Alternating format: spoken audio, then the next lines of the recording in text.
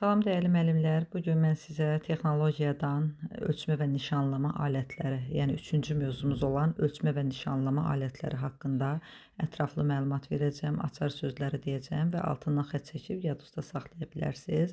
Demək olar ki, çox testlərdə bu mövzudan suallar qarşımıza çıxır. Ona görə də açar sözlərlə yadınızda saxlamaq daha məsləhətlidir. Yəni kitabı əzbər deyil, başa düşərək öyrənək ki, yadımızda yaxşı qalsın. İstənilən situativ testlərində işlənməsində, yəni yadımızda qalacağı qədər də həmin testləri biz işləyə bilək. Biri var əzbər formada öyrənək, bu gün öyrənirik, sabah yadımızdan çıxır. Amma bunu biz başa düşərək, ümumiyyətlə bütün mövzuları başa düşərək öyrənsək, istənilən testin öhdəsindən asanlıqla gələ bilərik.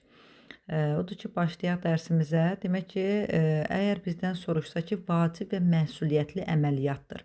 Vacib və məsuliyyətli əməliyyat hansı idi? Əlbəttə ki, ölçmə və nişanlama idi ki, bu vacib və məsuliyyətli əməliyyat idi. Amma desək ki, ən vacib və məsuliyyətli əməliyyat, bu zaman biz mişarlamanı götürürük. Demək ki, mişarlama ən vacib idi, orada ən sözü var. Amma vacib və məsuliyyətli əməliyyatdır desə, bu zaman biz ölçmə və nişanlamanı götürürük. Bəs ülgü nədir? Ülgü də bir neçə indital nişanlanması üçün aparılır. Yəni nişanlama vasitəsidir. Əsasən ülgü nədir? Nişanlama vasitəsidir. Əsasən də ülgü fanerdən və yaxud da ki, bərk materialdan. Yəni ülgünün materialı nə idi? Faner idi, bərk material idi. Bu kimi biz ülgünü yadımızda saxlaya bilərik. Yəni istənilən materialdan da ülgü kimi istifadə etmək olar. Və eyni zamanda da yadımızda saxlayırıq ki, ülgü real ölçüdə olurdu, real ölçüsü olurdu onun və eyni formada olurdu. Real ölçüdə hazırlanmış, daha doğrusu formada olurdu. Belə yadımızda saxlaya bilərik. Əsasən ülgü nə üçün lazım olur? Əlbəttə ki, bizim işimizi asanlaşdırır, tez, dəqiq nişanlamaq üçün bizə kömək olurdu. Yəni bir sözlə bizim işimizi asanlaşdırırdı. Bəs nişanlama nədir? Nişanlama da bax yadımızda belə saxlaya bilərik ki, pəstahın səthlərinə o emal xətlərin çəkilməsi, kontur xətləri. Baxın, nişanlamanı müəllimlər kontur xətləri sözü ilə yadınızda saxlaya bilərsiniz. Bax, kontur sözü ilə yadınızda saxlaya bilərsiniz ki, kontur xətlərin çəkilməsi, qeyd olunması prosesidir. Yəni nöqtənin qeyd olunmasıdır, kontur xətlərinin çəkilməsidir.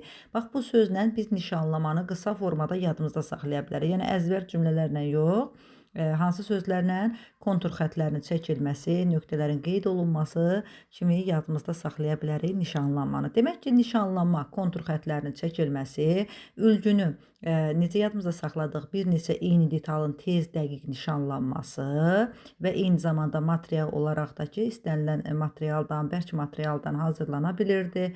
Biz ülgünü belə yadımızda saxlaya bilərik, real ölçüdə olurdu. Bax, belə yadımızda saxlaya bilərik. Bəs ölçmə və nişanlamanı necə yadımızda saxladıq? Vacib və məsuliyyətli əməliyyat kimi biz ölçmə və nişanlamanı da yadımızda saxladıq.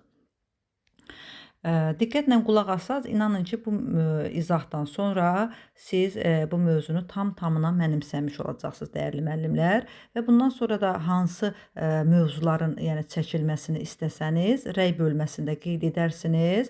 Mən həmin mövzuları sizə ardıcıl olaraq, yəni istədiyiniz, çətinlik çəkdiyiniz hansı ki mövzular var, o mövzuların adını siz YouTube kanalımda bölmədə, aşağıda rəy bölməsində qeyd edərsiniz. Mən onları sizə çəkib ardıcıl formada göndərə bilərəm. Keçid eləyək dərsimizə müəllimlər. Ümumiyyətlə, bax, bizə sual versə ki, biz nədir? Bizi də belə yadımızda saxlayırıq ki, deşmə yerləri nişanlayır, deşik açır kimi yadımızda saxlaya bilərik və yaxud da ki, deşik açmaq kimi də belə yadımızda saxlaya bilərik ki, bizlə həmin işlər görülürdü.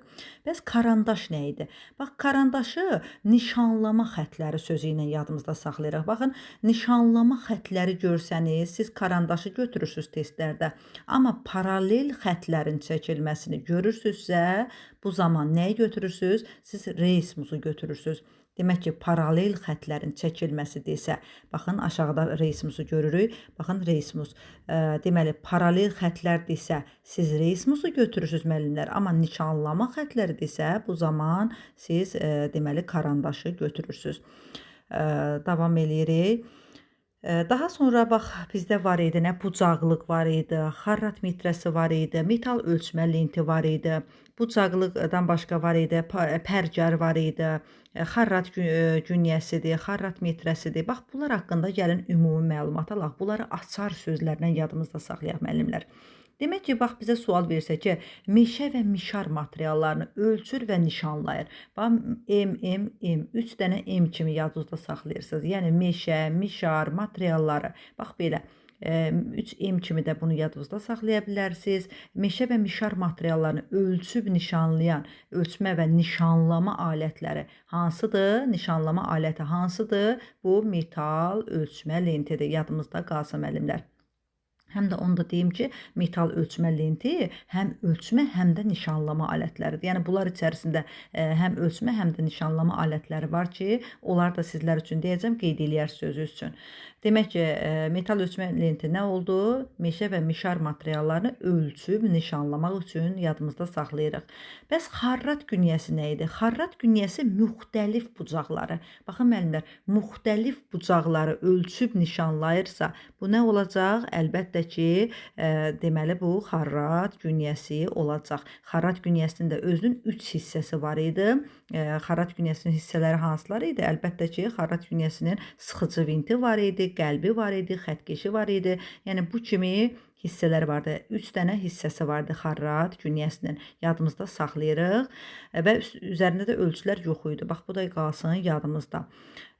Deməli, bəs bucaqlar, düz bucaqlar ölçülüb nişanlanırsa və yaxud da ki, düz bucaqlar yoxlanılır, ölçülür və yaxud da çəkilirsə, bu zaman biz nəyi götürürük? Düz bucaqlar deyir. Baxın müəllimlər, bucaqlıq ilə düz bucaqlar yoxlanılır, ölçülür, çəkilir. Bax yadımızda qalsın. Demək ki, düz bucaqlar desə biz bucaqlığı götürürük.